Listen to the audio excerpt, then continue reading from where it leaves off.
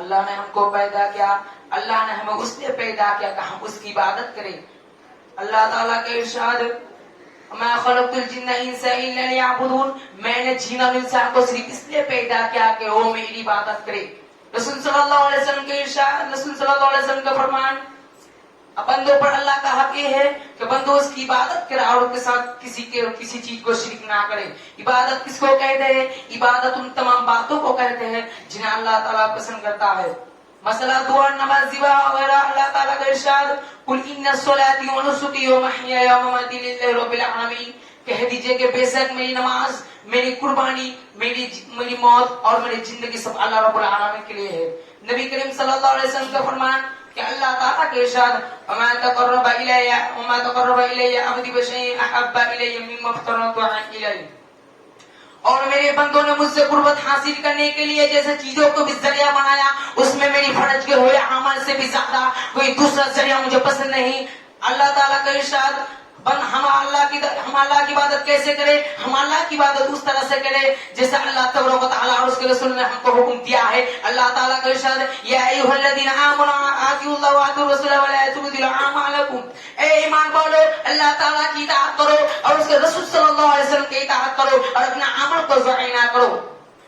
حضرت محمد صلی اللہ علیہ وسلم کا فرمان من عمل عملا لیس عنہ امرنا فهو رد, جس شخص نے ایسا عمل کیا جس پر ہمارے قول و عمل نہیں ہے یہ کون عمل مرد ہے. کہ ہم اللہ کی عبادت خوف اللہ کی وجہ سے کرے, ہم اللہ کی عبادت خوف اور تومید کے ساتھ کرے. اللہ نے مومنوں کا اوصاف بیان کرتے ہوئے فرمایا ادعون ربهم خوفا وطمعا, لوگ اپنے رب کو خوف اور تومید کے ساتھ پکارتا ہے.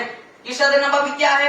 اللهم انی اسالک الجنہ واعوذ بک من النار, میں اللہ تعالیٰ سے جنت مانگتا ہوں اور اس کے ذریعے میں جہنم سے پناہ مانگتا ہوں. عبادت کے اندر احسان ہے.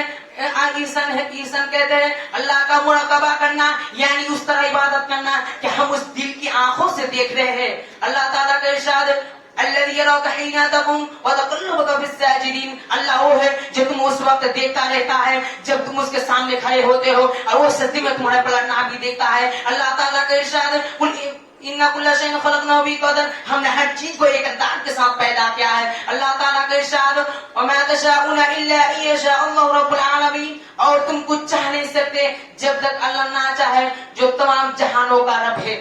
آخر میں اللہ تعالیٰ سے دعا کی تمام طالبین بھائی کو اللہ پر ایمان لانے کی توفیق دے, آمین.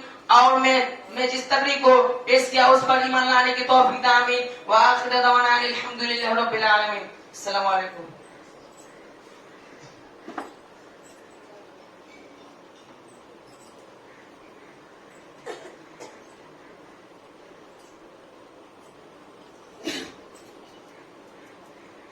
السلام علیکم. الحمدللہ کفا والسلام علی عباده الذین اصطفى, اما بعد فاعوذ باللہ من الشیطان الرجیم. بسم اللہ الرحمن الرحیم. وعنده مفاتیح الغیب لا يعلمها الا هو يعلم ما في البر والبحر.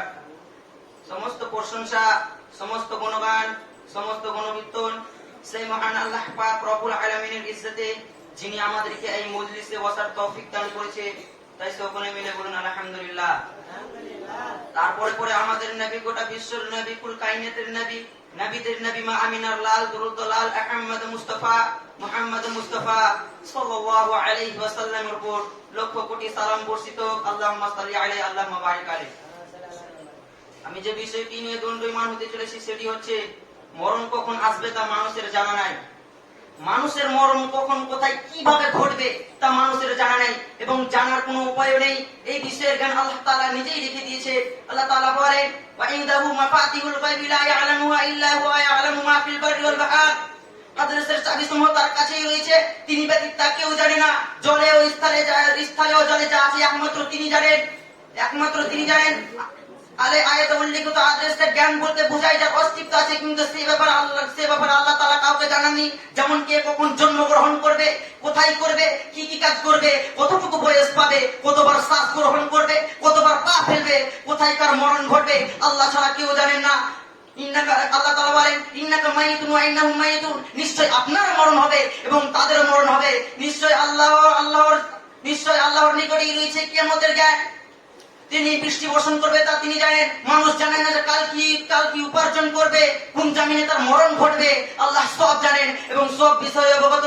আল্লাহ তাআলা বলেন, ইয়া আইয়ুহাল্লাযীনা আমানু লা তুলহিকুম আমওয়ালুকুম ওয়ালা আওলাদুকুম আন যিকরিল্লাহি ওয়া মান ইয়াফআল যালিকা ফাউলাইকা হুমুল খাসিরুন।